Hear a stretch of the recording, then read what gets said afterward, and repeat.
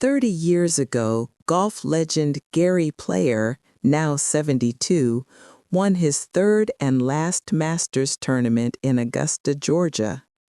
Yesterday, a second golfer from South Africa won the Masters. "Finally," said Gary proudly. Sunday, April 13th was cool and very windy.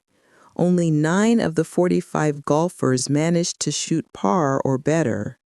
Trevor Immelman, 28, struggled throughout the day, but he managed to maintain his lead, finally beating Tiger Woods by 3 strokes. Tiger finished in second place for the third year in a row.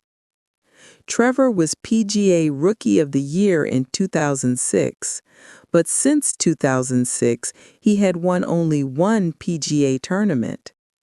He missed the first 2 months of the 2008 golf season after surgeons removed a benign tumor on his diaphragm.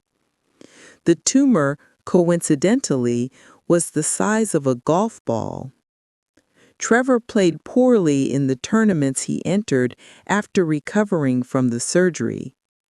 In the Houston tournament, just 1 week before the Masters, Trevor missed the cut.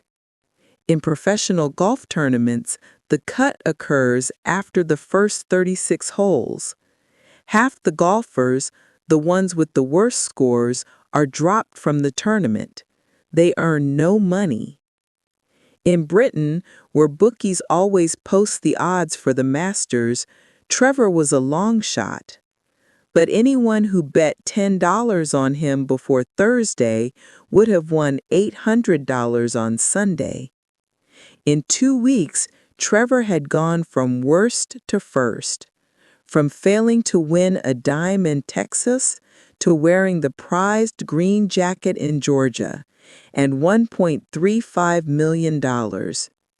When asked what contributed most to his victory, Trevor said it wouldn't have been possible without his parents' loving support during his years as a junior golfer.